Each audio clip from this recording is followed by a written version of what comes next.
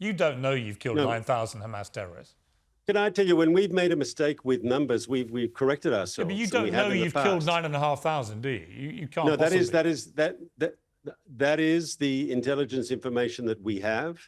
We think that's an accurate number. It could be more, it could be less, but that's, I mean, people are always asking us for our numbers. If we don't provide them, people say, what are you hiding? Well, how many? These are the best numbers I can offer. Okay, but just to push you on that, if you can be that precise about the number of Hamas terrorists, you must also know how many civilians you've killed. So how many civilians do you believe you've killed? No, but it's a little more complicated. If a Hamas fighter is wearing civilian clothes, is he civilian? If he's a 17-year-old man with an AK-47, a 17-year-old boy, I should say, with an AK-47, is he a child or is he a combatant? In other words, Hamas plays with the numbers. They want you to believe that they're all children, they're all women. No, Israel does not target innocent civilians. Israel does not target Gaza's civilian population. We target Hamas. Now, have there been civilians caught up in the crossfire between the Israel Defense Forces and the Hamas terrorists? Of course there have. There hasn't been a war in history without, unfortunately, people being caught up in the crossfire without civilian casualties. But are we making in Israel an effort to avoid that? Of course we are. For us, every civilian death, that's a tragedy. But for Hamas, who deliberately uses Gaza civilians as human shields, it's not a tragedy, it's their strategy. They deliberately embed themselves under schools, under hospitals, in civilian neighborhoods, even under UN facilities. But how does this war end? You know, only today, you had dozens of family members of the hostages held by Hamas, still well over 100 being held, storming into a finance committee meeting in the Knesset in Jerusalem, shouting, "You won't sit here while they are dying there." So nearly half of those hostages have still not been brought back. You've only killed, by your own figures, you've killed a quarter of Hamas terrorists, so 3/4 are still there. Your mission statement is to eradicate Hamas. The infrastructure of northern Gaza has been pretty much obliterated. Similar thing is now happening in the south. So again, I just ask you, what does victory look like? How do you know when you've won this war? How does the world know? So in the northern part of the Gaza Strip, we've already destroyed Hamas's ability to organize to operate in large-scale military formations. We've destroyed their battalions. We've destroyed their brigades. You still have the odd squad or two that can cause problems, but as an organized military force, Hamas does not exist in the northern Gaza Strip. In the coming weeks, we will achieve the same victory in the center and the south. And then we'll move into a campaign of counterterrorism, of counterinsurgency, because ultimately, Hamas will be defeated as a military machine, and Gaza will be free of Hamas as a ruling power. And I've said this before, we simply cannot live next to this terror enclave. Just as you wouldn't want to live next to some sort of ISIS caliphate on your border, we refuse to live next to this Hamas terror state on ours. Ehud Barak, who ran Israel, says for around 3 months now, Prime Minister Benjamin Netanyahu has prevented discussion of the day after in the inner cabinet. This is unconscionable. The IDF cannot optimise the probability of winning when there is no defined political goal. In the absence of a realistic goal, we'll end up mired in the Gaza quagmire, fighting simultaneously in Lebanon and in the West Bank, eroding the American backing, endangering the Abraham Accords and the peace agreements with Egypt and with Jordan.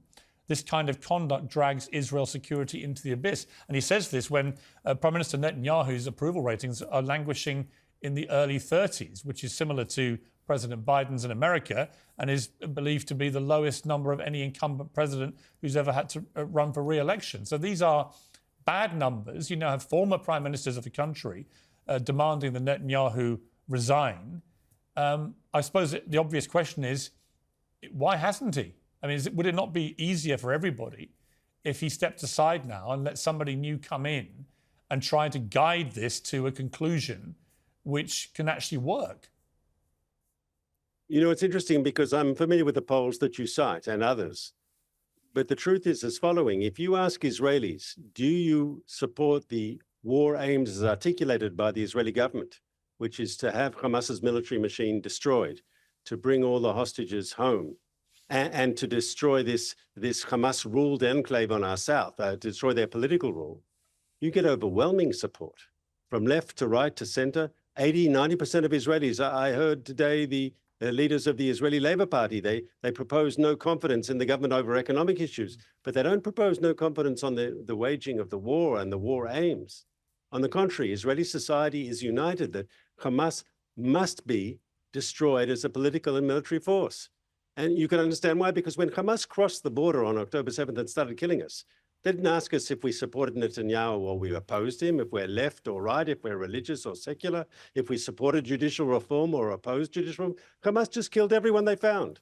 And I think for Israelis, we have our passionate debates in this country, just as you have in Britain and people have in democracies around the world. Of course, we have our passionate political debates.